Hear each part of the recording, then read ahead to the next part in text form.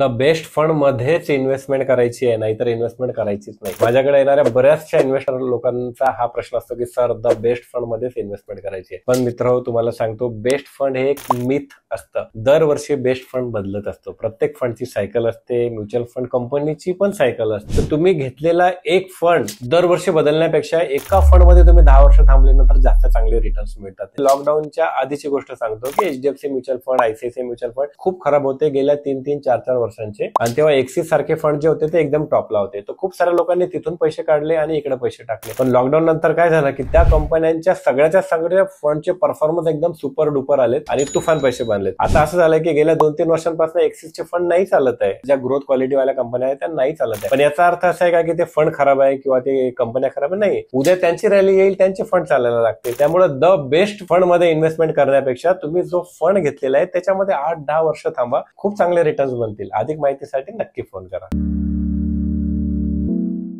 Mutual fund investments are subject to market risks. Read all scheme related documents carefully.